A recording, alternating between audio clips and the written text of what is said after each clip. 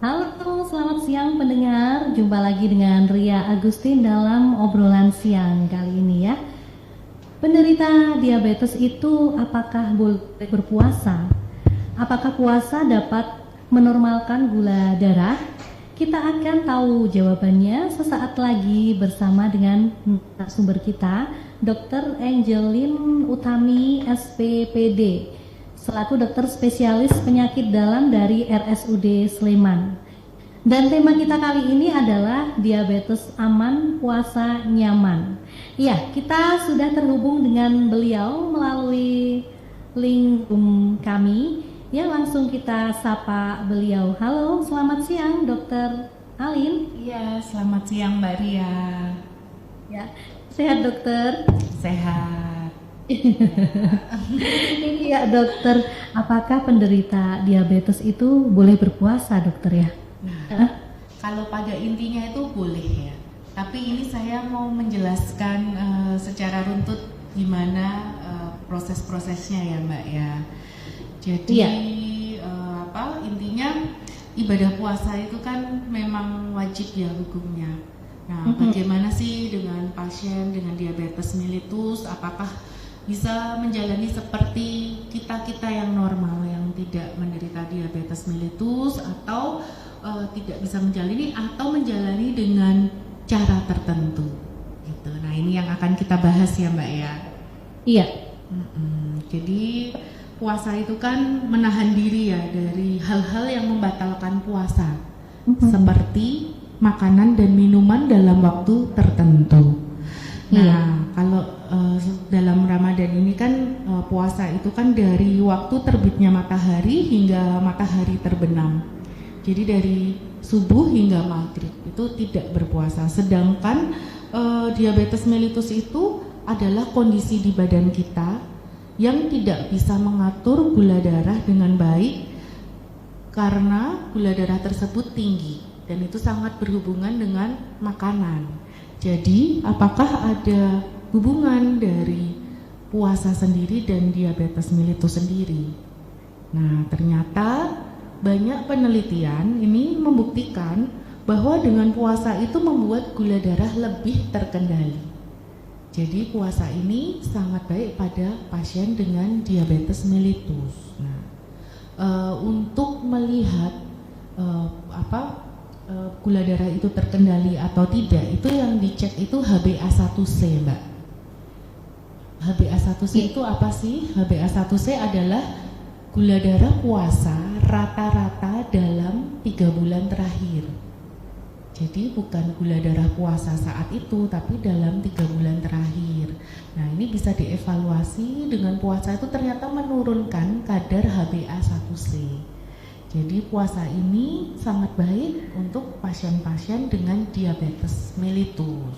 Begitu. Nah, kalau kalau ada yang baik kan berarti ada yang tidak baik juga ya Mbak ya. Yang tidak baik itu yang beresiko tinggi. Jadi diabetes mellitus itu ada beberapa kriteria. Pada yang ringan itu baik untuk berpuasa, pada yang sedang baik dalam pantauan dokter, pada risiko tinggi ini juga dipantau dokter, dan yang risiko sangat tinggi itu yang tidak boleh berpuasa. Berarti ada tingkatan-tingkatannya gitu ya dokter ya, tergantung ada tingkatannya itu mas gimana. Iya. Baiknya ini pasien-pasien diabetes mellitus ini sekitar 1 atau 2 bulan sebelum bulan puasa ini kontrol ke dokter dan menanyakan untuk pola puasanya bagaimana cara mengonsumsi obatnya, karena konsumsi obat ini jelas berbeda saat kita puasa atau di bulan-bulan bukan bulan puasa. Misalnya ada obat yang sehari diminum 3 kali. Kalau puasa kan tidak bisa ya minum obat 3 kali sehari karena di siang hari kan tidak boleh makan. Iya, nanti batal ya dokter. Betul. Jadi ada pengaturan khusus. Nah, saat ke dokter ini akan dinilai resikonya seperti apa. Resikonya ringan, sedang, tinggi atau sangat tinggi. Gitu. Iya. Iya dokter, ini kita juga mengundang atensi pendengar di line telepon di 02745803333 dan juga WA kami di 081127119111. Dokter, ini nampak ada 2 penanya yang sudah gabung di kami gitu, langsung kami bacakan ya dok. Ini dari Ibu Ima di Sewon. Bagaimana menu yang pas untuk penderita diabetes ketika bulan puasa? Apakah diperbolehkan untuk mengkonsumsi makanan manis? Yang kedua ini dari Pak Bardan di Kalasan. Ketika bulan puasa sebaiknya berapa gelas air yang bagus dikonsumsi agar tetap menjaga kelenturan kulit selama puasa? Karena penderita diabetes sering sekali mengalami kulit kering. Iya, ada 2 penanya yang bergabung, dokter. Monggo langsung dijawab. Terima kasih untuk Bu Ima ya, ini pertanyaan yang baik ya. Gimana distribusi makanan selama bulan puasa pada pasien diabetes mellitus. Nah, diketahui sendiri bila berpuasa ini kan makannya saat sahur, saat berbuka, dan biasanya nyamil setelah berbuka.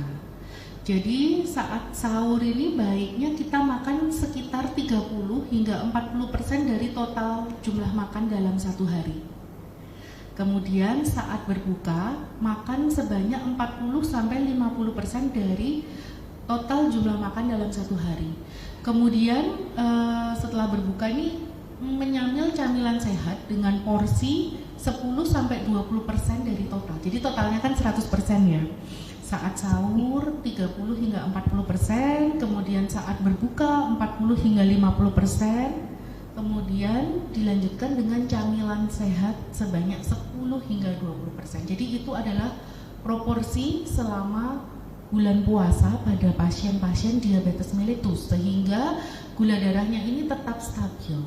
Jadi saat pagi hari tidak terlalu banyak, makanya gulanya juga stabil tapi tidak terlalu sedikit. Karena selama seharian tidak makan, ini kan beresiko hipoglikemi. Itu perkiraannya sekitar 30 hingga 40% dari total jumlah makan. Nah, saat berbuka, ini totalnya 40 sampai 50%, rata-rata 50%. Jadi separuh dari makan sehari itu ada di buka puasa. Sehingga bisa mengejar tadinya yang gula darah mulai rendah, dikejar supaya gula darahnya stabil, tapi juga tidak terlalu tinggi juga, jadi juga jangan terlalu banyak.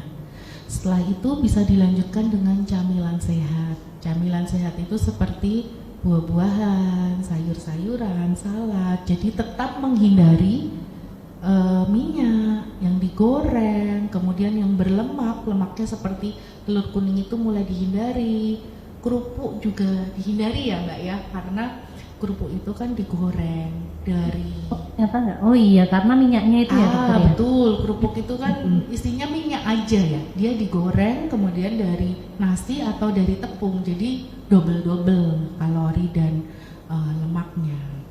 Iya. Nah, kemudian untuk manis atau tidak sebaiknya tidak manis. Jadi yang sedang-sedang aja.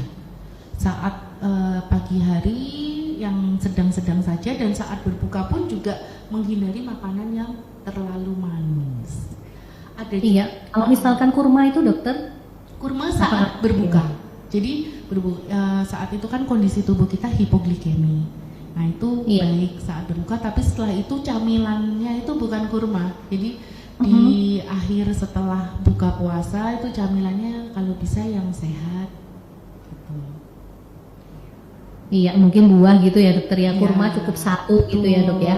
Ya, karena kan pada dasarnya pasien diabetes mellitus itu kan kita harus menghindari makanan manis, makanan berminyak, berlemak yang digoreng, kemudian dengan telur kuning yang lemaknya cukup tinggi itu kan harus mulai dikurangi. Iya. Gitu. Iya. Lantas pertanyaan kedua dokter dari Badan di Kalasan. Ketika bulan puasa sebaiknya berapa gelas air yang bagus dikonsumsi agar tetap menjaga kelenturan kulit selama puasa? Karena kita diabetes sering sekali mengalami kulit kering. Ya, terima kasih pertanyaannya dari Bapak Bardan di Kalasan. Di Kalasan ya. Jadi ini pertanyaan yang bagus ya, karena sebetulnya yang kita hindari saat puasa pada pasien diabetes mellitus adalah keadaan dehidrasi. Karena keadaan dehidrasi itu membuat tubuh kita seolah-olah gulanya tinggi. Nah, dengan kita kekurangan cairan terjadi dehidrasi, tubuh itu gulanya seolah-olah tinggi. Maka saat dicek gula darahnya tinggi. Nah, jadi yang kita lakukan adalah mencegah terjadinya dehidrasi. Nah, tujuannya untuk minum yang cukup itu bukan untuk kulit ya, kulit itu bonus ya. Jadi tujuannya adalah mencegah dehidrasi. Berapa banyak yang harus kita minum itu kalau secara medis yang kita ukur itu adalah 30 sampai 50 cc dikalikan berat badan. Misalnya nih, berat badan kita 50, berarti 30 sampai 50 cc dikalikan 50, berarti 1.500 sampai 2.500 cc per hari itu minimalnya, Mbak. Jadi 2 liter ya, 1,5 sampai 2,5 liter ya, jadi sekitar 2 liter per hari untuk berat badan 50 kilo. Nah, bagaimana dengan berat badan 70 kilo? Berarti kan harus lebih banyak. Semakin berat badan kita, kebutuhan cairannya tentu lebih banyak. Untuk berat badan 70 kilo contohnya berarti kan 2.100 sampai 3.500 ya, jadi 2 liter sampai 3,5 liter. Nah, disarankan yang diminum adalah air putih. Jadi kebutuhan cairan terpenuhi, tubuh juga nyaman rasanya, terbebas dari dehidrasi sehingga gula darahnya stabil. Ya, yang perlu dicatat itu minumnya kalau bisa air putih. Bukan malah minuman manis. Minuman manis boleh, tapi jumlahnya terbatas, jangan banyak-banyak. Iya, berarti mungkin kalau teh gitu, kepengin teh gitu gelasnya gelas kecil itu ya dok ya? Kalau teh tawar masih boleh ya, tapi ada catatan, ada minuman ya, yang harus dihindari pada pasien diabetes mellitus yang menjalani puasa, di samping dari minuman manis. Nah, apa yang harus kita hindari? Yang harus kita hindari adalah kafein, kopi. Nah, kenapa kopi harus dihindari? Karena kopi itu membuat diuresisnya tinggi. Jadi orang yang minum kopi kan pipis terus ya, bolak-balik buang air kecil ya.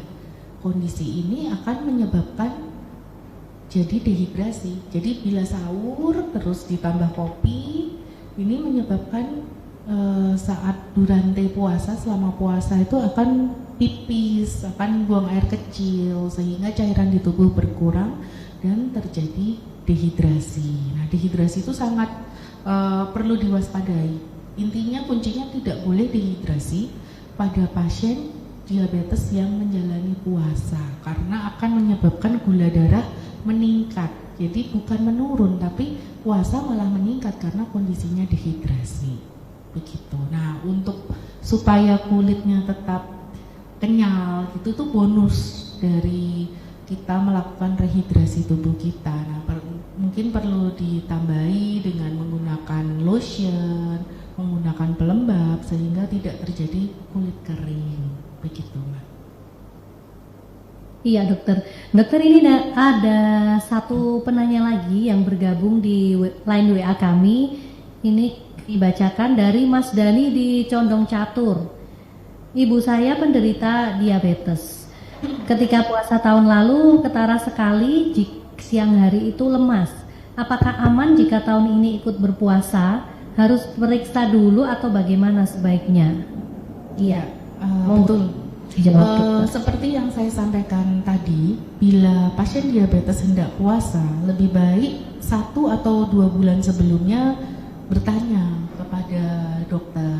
Jadi diperiksa dari head to toe bagaimana pasien ini bisa puasa atau tidak. Karena kan tadi ada kriteria yang saya sampaikan, pasien dengan risiko ringan, risiko sedang, risiko berat dan sangat berat. Nah, mengapa pada saat puasa tahun lalu di siang hari lemas? Nah, jadi pada saat puasa itu ada hal yang perlu diperhatikan pada pasien diabetes ini ya, yaitu keadaan hipoglikemi atau hiperglikemi.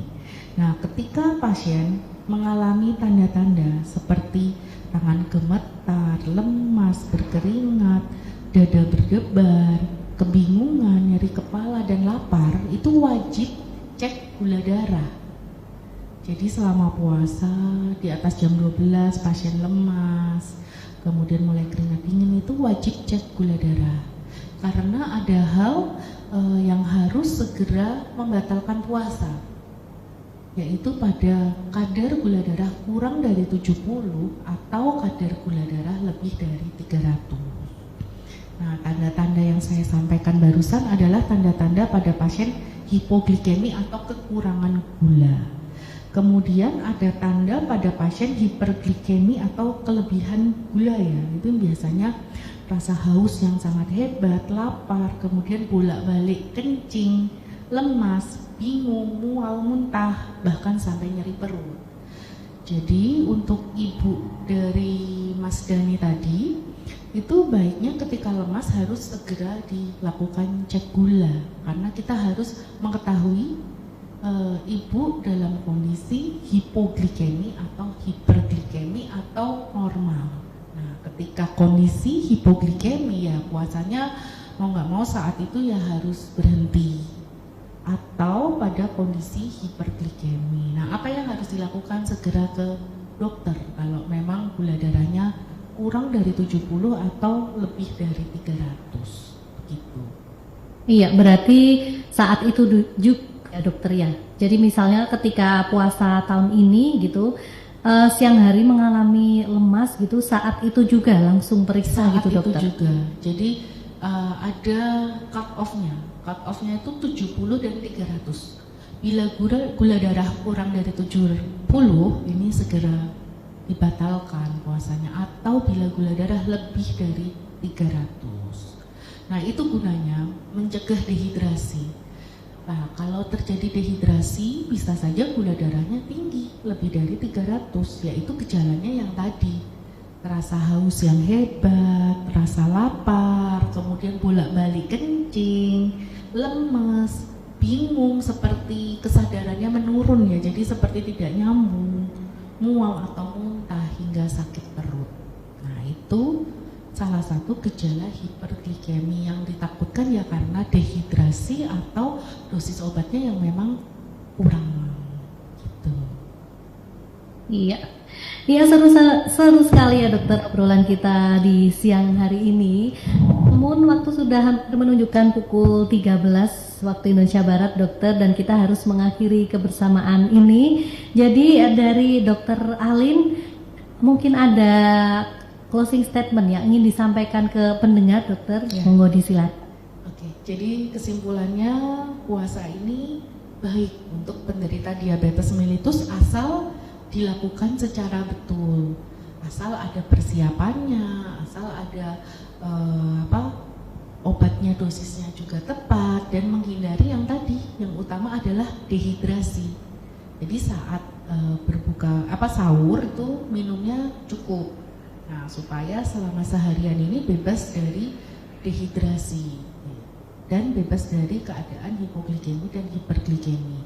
Dan pada pasien diabetes mellitus yang menjalani puasa, bila terjadi gejala-gejala seperti yang saya sampaikan tadi, dari tangan gemetar, keringat dingin, lemas, haus yang berlebih, lapar, bolak-balik kencing, kemudian kebingungan, mual, muntah, nah ini wajib segera cek gula supaya kita bisa tahu gula darahnya ini apakah kurang dari 70 atau lebih dari 300, sehingga bisa segera ada penanganan lebih lanjut.